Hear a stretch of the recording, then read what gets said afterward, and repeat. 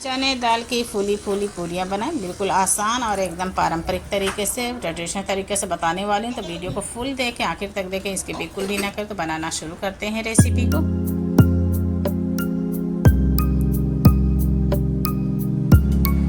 तो यहाँ सबसे पहले पूरियाँ बनाने के लिए यहाँ सबसे पहले पैन ले लेंगे, उसमें 2 चम्मच भर के सरसों का तेल डाल देंगे। 1 टेबल स्पून यहाँ पर ज़ीरा डाल देंगे और 2 कटी हुई प्याज डाल देंगे मीडियम साइज़ का।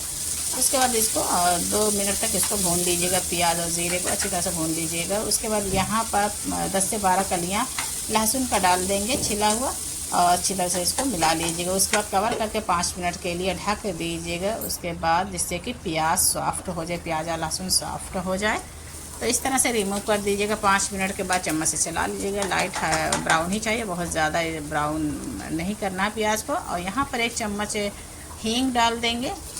हींग ज़रूर डालिएगा, क्योंकि चने का दाल की पूरियाँ बना रहे हैं तो हींग ज़रूर डालिएगा, इससे फ्लेवर ही बहुत अच्छा आ जाता है। उसके बाद यहाँ पर चना दाल डाल देंगे, ½ kg सोक किया हुआ, नाइट सोक कर लिए थे। चने दाल को डाल देंगे, उस पर अच्छी तरह से इसको मिला लीजिएगा। यहाँ पर पाउडर मसाले भी ऐड करेंगे, तो अच्छी तरह से मिला लेने के बाद यहाँ पर पाउडर मसाले ऐड करेंगे। तो यहाँ पर 1 चम्मच डाल दीजिएगा हल्दी पाउडर डाल देंगे, और 1 चम्मच डाल देंगे चिली फ्लेक्स। छोटी चम्मच से 1 चम्मच डाल देंगे चिली फ्लेक्स। चिली फ्लेक्स डाल देंगे, कुटी लाल मिर्च। उसके बाद नमक डाल देंगे 1 चम्मच, आधा गिलास पानी डाल दीजिएगा। पानी उतना ही डालिएगा जितना आपका चने का दाल गल जाए। तो पानी हमने आधा गिलास पानी डाल दिया। इसको मीडियम लो फ्लेम पर इसको ढक कर के कुक करेंगे। उसके जब तक ये कुक हो रहा है, दूसरी तरफ डो तैयार कर लेते हैं। तो यहाँ डो तैयार करने के लिए सबसे पहले मैं 600 ग्राम यहाँ पर गेहूँ का आटा ले लेंगे। उसके बाद हाथ से क्रश कर देंगे शाह ज़ीरा, इसको ब्लैक क्यूमिन भी कहते हैं, शाह ज़ीरा। अच्छी तरह से इसको मिला लीजिएगा। आप यहाँ पर अगर शाह ज़ीरा नहीं डालना चाहे तो यहाँ पर आप कलौजी भी डाल सकते हैं। आप यहाँ पर सौंफ या ज़ीरा, नॉर्मल ज़ीरा आप यहाँ पे डाल सकते हैं, जो आपको पसंद है आप यहाँ पे डाल सकते हैं, और शाह ज़ीरा को स्किप कर सकते हैं। उसके बाद यहाँ पर थोड़ा थोड़ा पानी डाल करके इसको गूँध लीजिएगा। आटे को इस तरह से गूँध लीजिएगा, जैसे हम नॉर्मल रोटी बनाने के लिए आटा गूँथते हैं ना, उसी तरह से आटे को गूँध लीजिएगा। इस तरह से डो तैयार कर लीजिए। जितना आप ये सॉफ्ट है आटे को गूँधेंगे, उतना ही फूली फूली पूरियाँ बनेंगी आपकी। तो आटे को ज़रूर सॉफ्ट गूँधिएगा।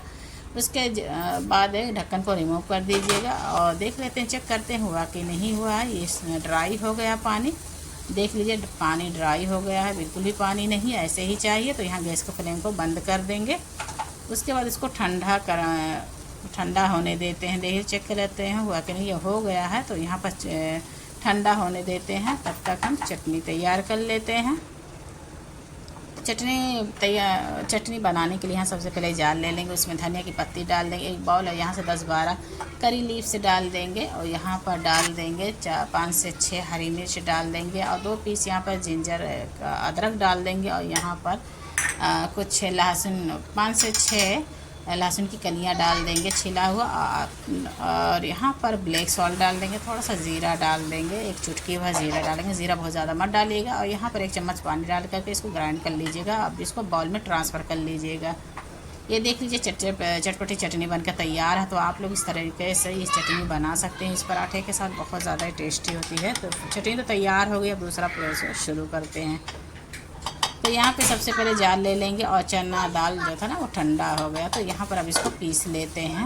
हल्का सा गर्म है, लेकिन इसको पीस लेते हैं, क्योंकि टाइम मेरे पास कम था। तो यहाँ पर हमने चने दाल को पीस लिया। बहुत ज़्यादा हमने ठंडा नहीं किया था, नॉर्मल ठंडा हो गया था तो हमने इसको पीस लिया। उसके बाद सारे चने दाल को ऐसे ही पीस लेंगे।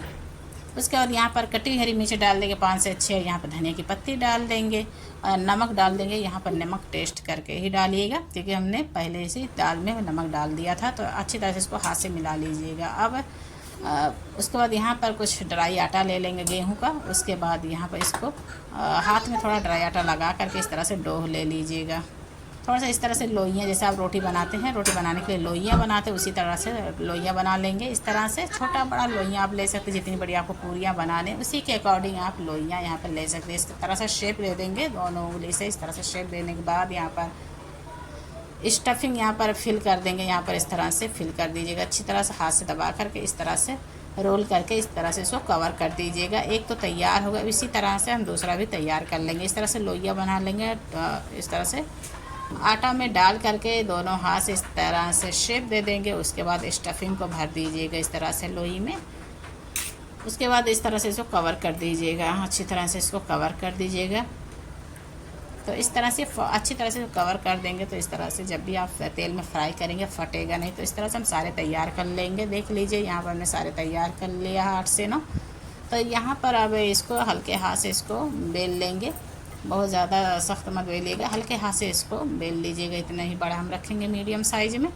तो इस तरह से देख लीजिए कि ड्राई आटा डाल करके इस तरह से इसको बेल लीजिएगा। इस तरह से हम दूसरा भी बेल लेंगे।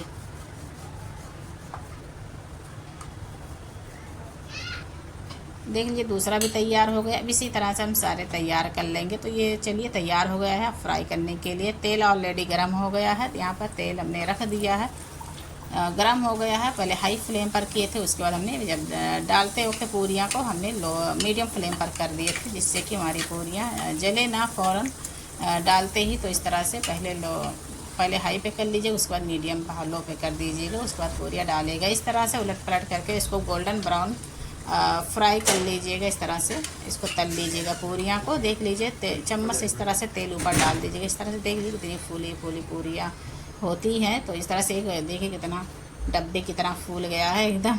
बहुत ही माशाल्लाह बहुत ही टेस्टी ये बनता है। तो आप लोग ज़रूर ट्राई कीजिएगा। तो इस तरह से एक तो हो गया, दूसरा भी वैसे ही फ्राई कर लेंगे, इस तरह से तल लेंगे। तो आप लोग ज़रूर एक इस तरह से तल लीजिएगा आराम से। बहुत इजी, बहुत आसान तरीके से हमने बताया है। बिल्कुल ही फटता नहीं है, ना निकलता है, और ना हमने यहाँ बेकिंग पाउडर डाला, ना बेकिंग सोडा डाला, कुछ भी नहीं। देख रही तब भी हमारी पूरियाँ फूली फूली बनती है।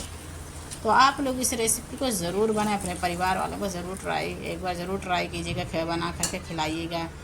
तो इस तरह से देख लीजिए सारी पूरियाँ ऐसे ही तल लेंगे। 2 हमने तैयार कर लिया है। अब दूसरा भी वही उसी तरीक़े से इस तरह से ये तल लेंगे। तो ये बहुत ही ज़्यादा सॉफ्ट बनता है और बहुत ज़्यादा ये टेस्टी बनता है। तो इस तरह से तैयार हो गया है। तो इसके साथ जो चटनी है ना, हरी चटनी, इन दोनों का कॉम्बिनेशन बहुत ही ज़बरदस्त का है। तो आप लोग जब ये पूरियाँ बना तो चटनी ज़रूर बनाइएगा। सारी पूरियों को ऐसे ही मीडियम लो फ्लेम पर ऐसे ही फ्राई कर लेंगे, इस तरह से गोल्डन ब्राउन। देख लीजिए कलर कितना प्यारा आया हुआ है। तो इस तरह से तैयार हो जाता है। ये बहुत ज़्यादा गर्म है, देख लीजिए कितनी फूली फूली हैं पूरियाँ, कितना गर्म, बहुत सॉफ्ट बना हुआ है। तो ठंडा होने देते हैं, ठंडा हो जाने के बाद हम आपको तोड़ कर दिखाएंगे इसके अंदर की स्टफिंग कैसी है, तो फिर कैसी बनी हुई है। तो इस तरह से हमें अब एक पूरी उठाएंगे और इसको फोल्ड करेंगे। देख लीजिए कितने ईजिली फोल्ड हो जाता है। एक फ्राई करते हुए वक्त एक भी पूरी बाहर नहीं आए, कुछ स्टफिंग उसका बाहर नहीं निकला है। तो स्टेप बाय स्टेप आप लोग ज़रूर रेसिपी को देखिएगा, तभी आपकी पूरियाँ परफेक्ट बनेंगी। तो इस तरह से तैयार हो जाता है। आई होप आज की रेसिपी आप लोगों को पसंद आए। अल्लाह हाफिज़।